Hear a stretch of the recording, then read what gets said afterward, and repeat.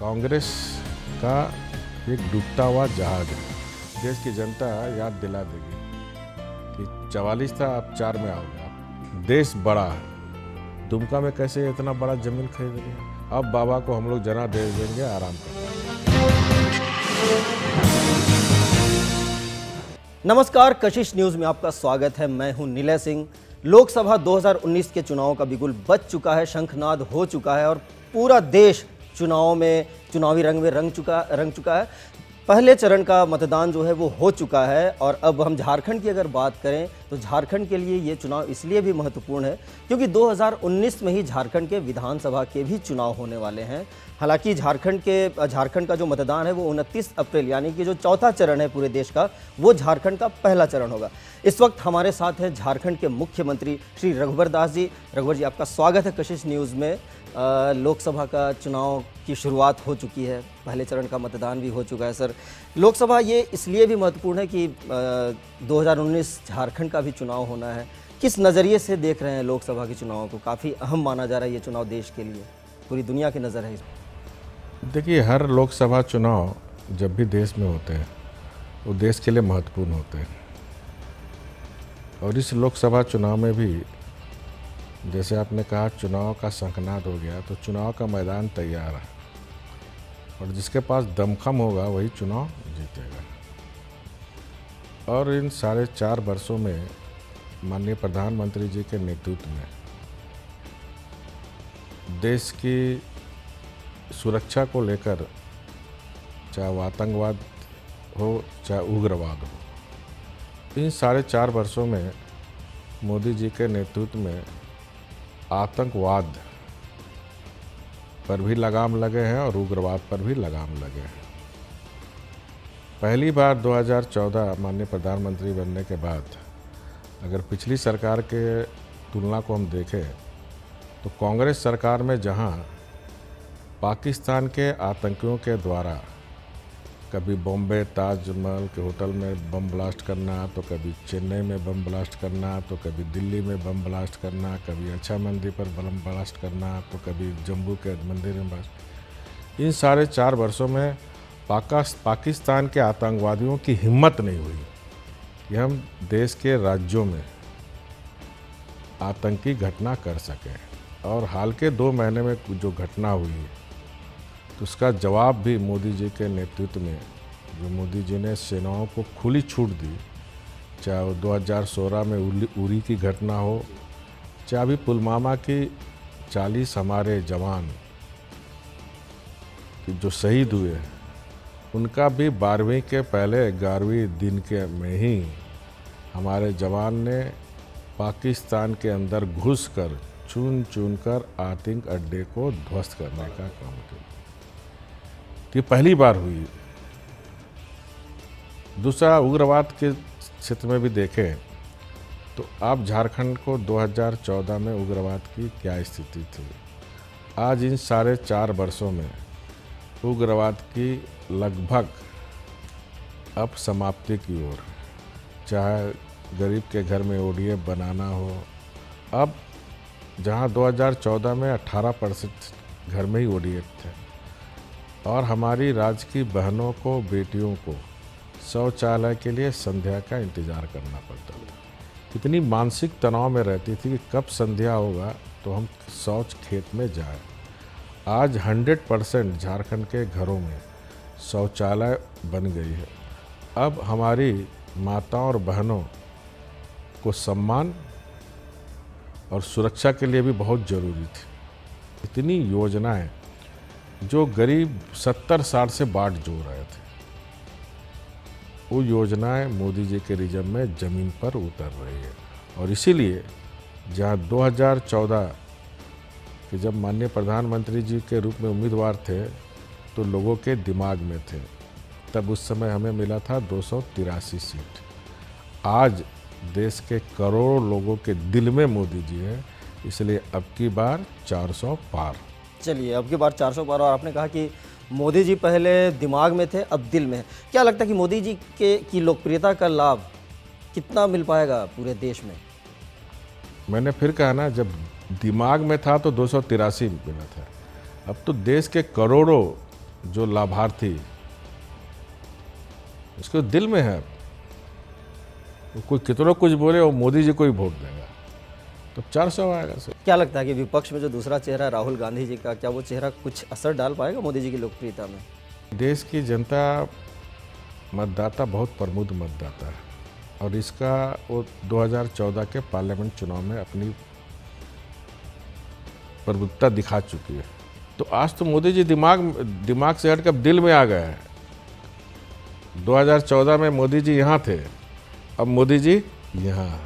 चुनाव के समय, चुनाव के मोड़ पर कांग्रेस का हाथ गरीब के साथ और सत्ता आने के साथ वो हाथ फिर अमीरों के साथ और गरीब के साथ विश्वासघात। ये कांग्रेस का रिकॉर्ड है और ये देश की हमारी जनता जानती है और इसलिए कांग्रेस का एक डूबता हुआ जहाज है। कोई आए कोई जाए, देश की जनता मन बना चुकी है कि हमें नरेंद्र मोदी जी के नेतृत्व में देश में फिर से एक मजबूत सरकार, एक निर्णय लेने वाली सरकार, एक मजबूत इच्छा शक्ति वाला नेतृत्व चाहिए और वो नेतृत्व नरेंद्र मोदी जी है। देश की जनता ने उन्हें देखा है, उन्हें जांचा है, उन्हें परखा है। इसलिए कोई गांधी आए, कोई न देश पर प्रभाव पड़ने वाला है ना, क्योंकि अब राहुल गांधी को विपक्ष के लोग ही उनको नेता नहीं मानते। तो आज कांग्रेस पार्टी का नेतृत्व एक बोझ हो गया देश पर। लेकिन सोनिया जी तो बोल रही हैं कि 2004 याद करना चाहिए, वाजपेयी जी के समय भी शाइनिंग इंडिया था, तो इतिहास अपने आप को दोहरा भी सकता है, क्या लगता है? तो अभी 2019 में उनको देश की जनता याद दिला देगी कि 44 था, अब 4 में आओगे आप। सर, क्या लगता है कि इस बार का लोकसभा चुनाव देखा जाए तो कोई मुद्दा, खास मुद्दा नज़र नहीं आता है? कई बार अगर पिछले चुनाव की बात करें तो कहीं पर बोफोर्स मुद्दा था, कहीं भ्रष्टाचार मुद्दा था, कहीं पर कुछ और मुद्दे थे, लेकिन इस बार एक तरफ राष्ट्रवाद का मुद्दा है, एक तरफ कहा जाए तो कुछ और चीज़ें हैं। क्या लगता है कि ये मुद्दा हावी हो गया पूरे देश में? नहीं, देखिए 4.5 साल में मोदी जी के नेतृत्व में एक बेदाग सरकार, बाकी के सरकार में कांग्रेस की सरकार को देखिए एक दागदाग सरकार। बाकी की सरकार में नहीं भी जाए तो 2004 और 2014 के बीच जो डॉक्टर मनमोहन सिंह के नेतृत्व में जो गठबंधन की सरकार चल रही थी, कितने गोलमाल किए आप ही मीडिया को लोग दिखाते थे। कोयला घोटाला, तो G2 घोटाला, तो कॉमनवेल्थ घोटाला, तो उसका वाड्रा का ज़मीन घोटाला। और इस 4.5 साल में केंद्र सरकार पर कोई दाग नहीं, बेदाग सरकार। 4.5 साल से आप झारखंड में बहुत अच्छी तरीके से सरकार चला रहे हैं। बहुत सारी योजनाएं भी आपने लॉन्च की है, चाहे किसानों के लिए हो, एक तो केंद्र सरकार से मदद मिल ही रही है, झारखंड सरकार भी मदद दे रही है। बिजली के क्षेत्र में भी आपने कहा कि अभी पूरा 100% बिजली, हालांकि थोड़ा उत्पादन में थोड़ी कमी है, सप्लाई में थोड़ी सी कमी है, लेकिन कई चीज़ें, सखी मंडल, सहिया या फिर कौशल विकास के क्षेत्र में बहुत सारे काम हुए। तो झारखंड के जो रिपोर्ट कार्ड है, झारखंड का जो प्रतिशत, जो कहा जाए सफलता का जो प्रतिशत है, उसका असर कितना देखते हैं सर इस चुनाव में, लोकसभा के चुनाव में? देखिए, विकास तो एक मुद्दा है ही, लेकिन विकास से पहले सबसे मुद्दा है सुरक्षा, क्योंकि सुरक्षा और विकास एक दूसरे के पूरक है। सुरक्षित रहेगा तभी ना आप विकास करिएगा, देश रहेगा तभी ना देश का हम विकास करेंगे। तो देश की आवाम की जनता में पहला मुद्दा है देश की सुरक्षा। बिल्कुल। लेकिन जो झारखंड के जो मुद्दे हैं, क्योंकि कहीं ना कहीं लोग इसको रिलेट करते हैं। नहीं, मुद्दा देश की सुरक्षा का एक ही मुद्दा, देश की सुरक्षा। मतलब झारखंड और विकास तो झारखंड की जनता देखी 4.5 साल में डबल इंजन सरकार में कितना झारखंड तेजी से विकास हुआ। मैं तो खैर एक बिजली का उदाहरण दिया आपको। 67 साल में 68 लाख परिवार है झारखंड में, जहाँ 67 साल में 38 लाख घर में बिजली था। हमने 4.5 साल में 30 लाख घर में बिजली दे दी।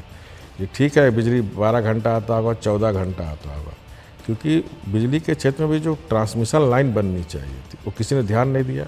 अभी 117 सब ग्रिड बन रहा है, 257 सब स्टेशन बन रहे हैं। ये दिसंबर जनवरी तक पूर्ण होने पर गांव में भी 24 घंटा बिजली मिलेगी। अभी गांव में आचार संहिता समाप्त होने के बाद गांव में भी स्ट्रीट लाइट लगेंगे। जो शहर में चौकाचौंध दे रहे हैं, 2 महीने के अंदर आप देखिएगा झारखंड के 32,000 गाँव में स्ट्रीट लाइट लगेगी। गांव में जल मीनार बने, कोई हमारी बहन को अब पानी के लिए नदी नाले नहीं जाना पड़ेगा। गांव में ही 5000 का गैलन में डीप बोरिंग से ऊपर सोलर रहेगा, टेप लगा रहा है, गांव में ही पानी उनको मिलेगा। ये झारखंड की जनता देख रही है विकास, उनको अभी दिख रहा विकास। चलिए, झारखंड की जनता विकास देख रही है और लोकसभा का भी चुनाव है, लोग मतदान करेंगे। झारखंड का चुनाव हालांकि थोड़ा दूर है, सेमीफाइनल भी इसको मान सकते हैं। फाइनल यही है, देश रहेगा तभी झारखंड रहेगा। This is final. देश बड़ा है और इन्होंने कहा है कि देश सर्वोपरि है, उसके बाद राज्य आता है। लोकसभा के चुनाव है, लोकसभा का चुनाव का बिगुल बज चुका है, प्रथम चरण के चुनाव हो चुके हैं। अब झारखंड की तैयारी है, 29 अप्रैल को 3 लोकसभा सीटों में पलामू, लोहरदगा और चतरा में मतदान होने हैं। कितनी तैयारी है झारखंड की? झारखंड बीजेपी ने इस बार 14 की 14 सीट जीतने का दावा किया है। 400 पार भारत के लिए कहा गया, लेकिन झारखंड के लिए 14 सीट, फिलहाल 12 सीटें हैं। सर, 14 सीटें जीतने का दावा आप लोग कर रहे हैं, बीजेपी कर रही है। फिलहाल 12 सीटें हैं। संथाल अभी तक अछूता रहा, संथाल में जीत नहीं हो पाई है। एक सीट जो दुमका और एक राजमहल, दोनों सीट जेएमएम के खाते में गई हैं। इस बार सर महागठबंधन हुआ है, जेएमएम, जेवीएम, कांग्रेस, आरजेडी। हालांकि आरजेडी अभी 2 सीटों में खड़ी हुई, लेकिन फिर भी वो साथ ही है। और जो कुछ छोटे दल हैं वो भी कहीं ना कहीं आपके विरोध में है। तो कैसे लगता है कि कैसे इस महागठबंधन को कैसे इसका क्या काट है, क्या तोड़ है इसका? देखिए, महागठबंधन बने, चाहे ठग बंधन बने, चाहे लूट बंधन बने, मेरा ध्यान उधर नहीं रहता। क्योंकि 2014 के पार्लियामेंट के चुनाव में भी झारखंड में कांग्रेस, झारखंड मुक्ति मोर्चा और आरजेडी का गठबंधन था। ऐसा नहीं कि गठबंधन नहीं था। नहीं, इस बार थोड़ा मजबूत गठबंधन, मजबूर गठबंधन है, उलझा हुआ गठबंधन है। कोई मजबूत गठबंधन नहीं है। कहाँ भैया, चतरा में कांग्रेस आरजेडी लड़ रहा है, कहाँ मजबूत गठबंधन है? सीपीआई अलग लड़ रहा है चुनाव, कहाँ मजबूत गठबंधन? किस आधार पर आप कहते हैं मजबूत गठबंधन है? जेएमएम, कांग्रेस और तो पहले 2014 में भी था। तो आप याद रखो, लिख लो, 2014 में भी कांग्रेस, जेएमएम, आरजेडी गठबंधन था। बाबूलाल अलग चुनाव लड़े थे, आसू अलग चुनाव लड़े थे 2014 पार्लियामेंट में। अभी इस चुनाव में बाबूलाल जी ऐड हुए, आसू हमारा तरफ गठबंधन है। हमारा गठबंधन विश्वास से भरा गठबंधन है, उनका गठबंधन उलझा हुआ गठबंधन, एक दूसरे के प्रति अविश्वास का गठबंधन है, अवसरवादी गठबंधन है। सुबह एक साथ फोटो खिंचाते हैं, शाम में फिर दोनों जुदा हो जाते हैं। संथाल के लिए अगर बात करें, क्योंकि संथाल पे आपका विशेष जोर रहता है। आपने कहा भी था कि आप एक बार संथाल गए थे और आपने वहाँ पे गरीबी देखी थी। उसी वक्त आपने ये सोचा था कि जब आप सीएम बनेंगे तो संथाल के लिए ज़रूर कुछ करेंगे। काफ़ी कुछ योजनाएं आपने शुरू भी की हैं, हमेशा जाते रहते हैं आप बीच में। क्या इस बार क्या फार्मूला है लोकसभा में कि जो 2 सीटें हैं उसको भी? जनता को जगाने ही जाता था। लोकतंत्र में विकास के साथ साथ जनता को जगाना। ये जो मैं अभी चौपाल लगा रहा था संथाल में, चौपाल लगाने के पीछे ही उद्देश्य था कि मैं जो योजना प्रोजेक्ट बिल्डिंग से तय कर रहा हूँ, मेरा ज़मीन पे उतर रहा कि नहीं, और विपक्ष क्या प्रचार कर रहा है। तो हमने उनसे कहा, सभी जनता से, हमारे 2014 के चुनाव में यही झारखंड मुक्ति मोर्चा, इधर कांग्रेस, आदिवासी के बीच यही प्रचार किया था कि बीजेपी सरकार आएगा, मोदी सरकार आएगा तो ज़मीन छीन लेगा, और जल जंगल ज़मीन। हमने कहा चौपाल में सभी को कि कहाँ बताओ, 4.5 साल हो गया, बताओ किसी के एक ज़मीन छीना। सब जनता बोला नहीं सर। हम बोला इसी तरह बात करके ये गरीब आदिवासियों का मत लेता रहा, और कभी आपके गांव का विकास, आपके घर में बिजली आए, आपके घर में शौचालय बने, गरीब का प्रधानमंत्री आवास बने, नौजवान को रोज़गार मिले, कभी बात किया? बोला कभी नहीं। तो अब आदिवासी जनता सजग हो गया, और ये दोनों सांसद से, आदरणीय गुरु जी से और विजय हांसदा से, काफ़ी जनता नाराज़ है, क्योंकि ये लोग कोई काम नहीं किए। अब गुरु जी तो इतना उम्र हो गया, वो लोग बोलता है बाबा को अब आराम करने का। संथाल का जनता, दुमका का जनता बाबा को बोला अब आराम करने के लिए हम लोग संदेश दिए, क्योंकि अगला बारी बोला था अंतिम बारी है, तो अंतिम बारी में हम लोग बाबा जी को दे दिया था। अब बाबा को हम लोग जनादेश देंगे आराम करने का। संथाल के लिए अगर बात करें तो एसपीटी और सीएनटी दोनों पर सरकार ने कदम बढ़ाए थे, कुछ अड़चनें आई। क्या लगता है कि उसका कितना असर? अड़चन नहीं आया, उसमें हम लोग सिर्फ सीएनटी एक्ट में संशोधन कर रहे थे। तो कुछ लोग ने सुझाव दिया भैया सरकारी योजना तो एसपी संथाल में भी होगा, तो वहाँ तो आपने संशोधन किया नहीं, इसीलिए विड्रॉ करके फिर टीएससी में कांग्रेस का ही विधायक सुझाव दिया था सुखदेव भगत कि क्यों ना जमीन अधिग्रहण में कर लिया ताकि सभी जगह लागू हो जाए। किसी के दबाव में भी नहीं मैं वापस किया था, क्योंकि हम खाली सीएनटी में संशोधन कर रहे थे जी। एसपी एक्ट में भी सरकार की योजना जाती, वहाँ भी हमको चाहिए जमीन त्वरित मिले और लाभुक को 4 गुना पैसा मिल जाए। तब ये टीएससी के बैठक में सुझाव आया जमीन अधिग्रहण में ही इसको हम लोग संशोधन कर दें। फिर संशोधन हो गया, कोई मुद्दा नहीं है। ये खाली विपक्ष के लोग खाली इसी मुद्दे पर वो अपने आदिवासी को वोट बैंक बना के रखे हुए थे। जिस तरह मुसलमान को कांग्रेस के लोग कभी भारत का नागरिक नहीं बनने दिए, उसको एक वोट बैंक डरा कर बीजेपी का नाम लेकर डरा के उनको अपना मत दे, उसी तरह ये जो झारखंड मुक्ति मोर्चा का सबसे सीएनटी एसपी एक्ट जल जंगल जमीन को लूटने वाला झारखंड मुक्ति मोर्चा लोग अपनी कमजोरी को छिपाने के लिए जनता को बरगलाने का। लेकिन अब जनता सजग हो गई कि गोला का रहने वाला हमारा नेता प्रतिपक्ष साहेबगंज में एक ऐसे ज़मीन खरीद लिया, वहाँ तो इतनी एसपी एक्ट हार्ड है कि आदिवासी को भी नहीं बेच सकता। देख रही है संथाल परगना जनता, दुमका में कैसे इतना बड़ा ज़मीन खरीद लिया। अब उस दिन हम गए थे तो आदिवासी कार्यकर्ता बोला सर यहाँ सब बता रहा था सर यहाँ 300 एकड़ खरीदा, यहाँ खरीदा।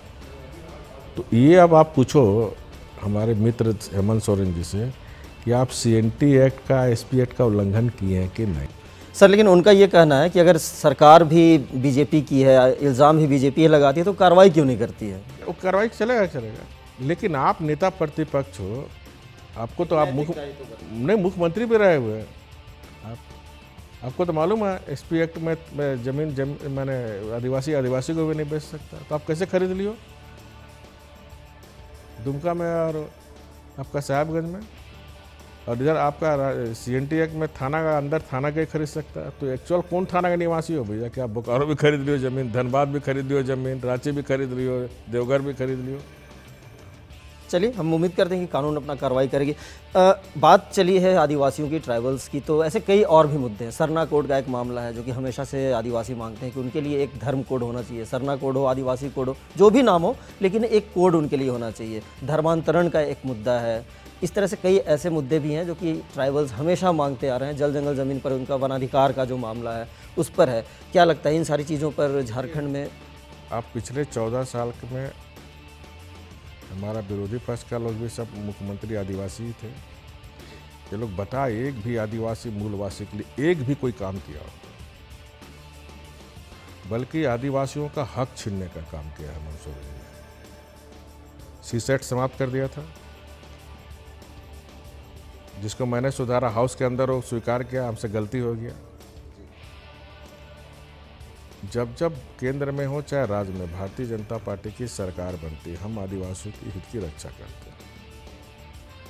ये जो पहला बार हमारा ये जो संविधान में है कि धर्मांतर विधेयक राज्य सरकार बना सकता है, और हम लोगों ने धर्मांतर इसे कानून बनाया।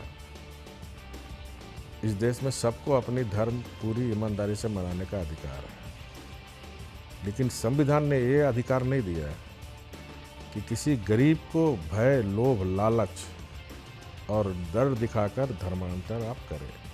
कोई स्वेच्छा से किसी धर्म को मानता, कोई सरकार को आपत्ति नहीं है कि किसी को लोभ, लालच, भय, डर दिखाने का इजाज़त संविधान नहीं देता। क्योंकि ये लोग सिर्फ यहाँ लोगों को, हमारे बेरोजगार आदिवासियों को सिर्फ ठगने का काम किया।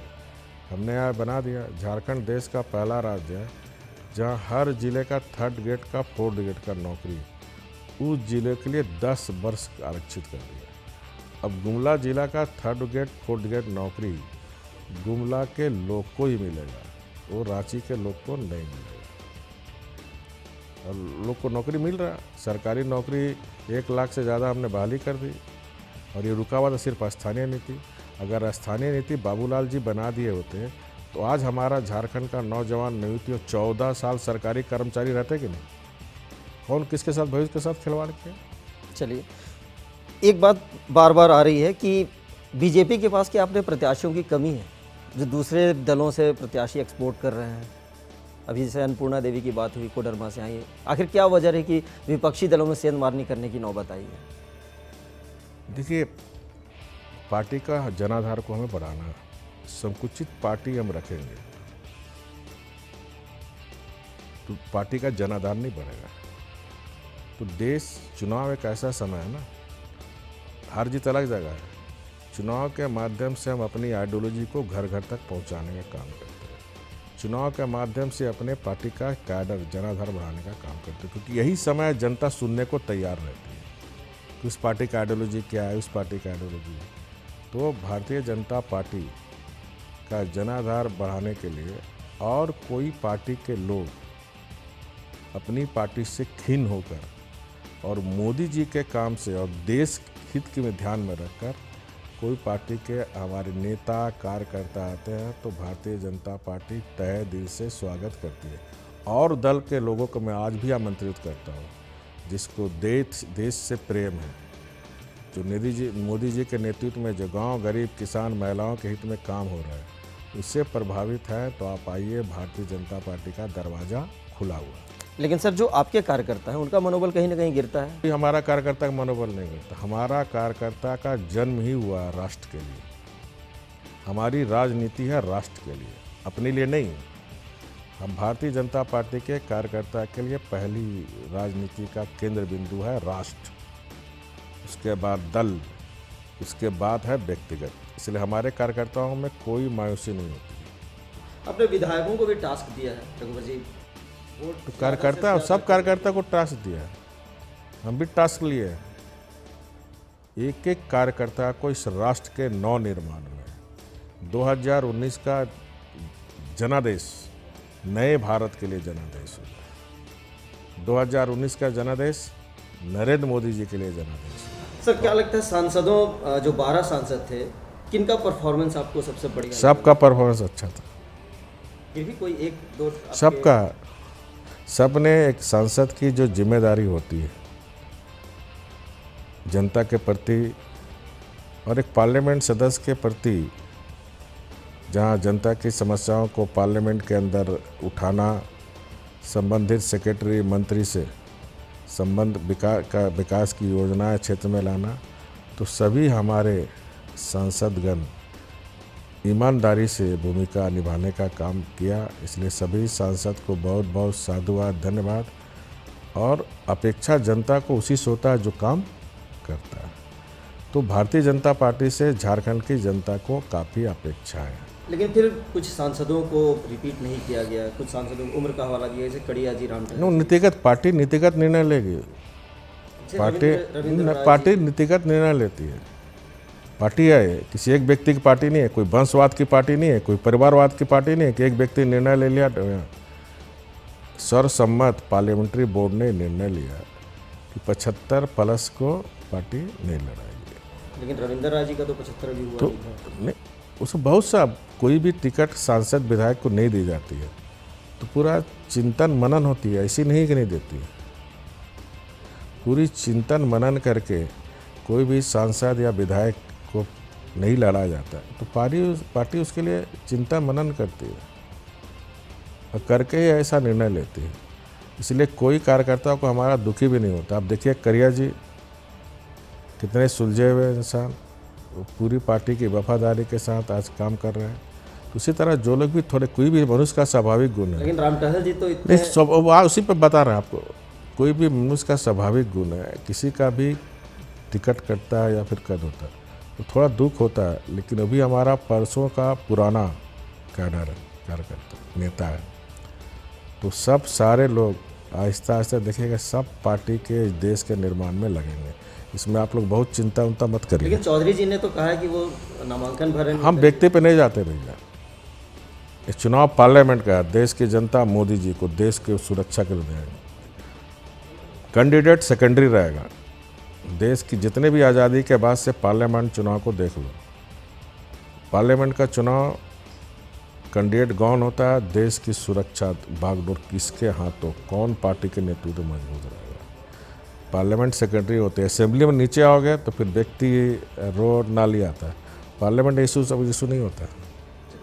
मुख्यमंत्री जी क्या कहेंगे आप झारखंड की जनता को अपील करेंगे कि वोट जितना ज़्यादा से ज़्यादा करें, मतदान जितनी ज़्यादा से ज़्यादा संख्या में करें? कशिश न्यूज़ के माध्यम से क्या अपील करेंगे? मैं कशिश परिवार के सभी दर्शकों से अनुरोध करूंगा, कशिश न्यूज़ के तरफ से, कि इसी एक वोट के लिए हमारे देश के, हमारे झारखंड के गरीब आदिवासियों पुरखों ने और देश के महात्मा गांधी या फिर जितने भी हमारे शहीद पुरुषों ने, लाखों लोगों ने अपनी जान की बाजी लगाई थी कि देश में अपने लोग के द्वारा शासन हो।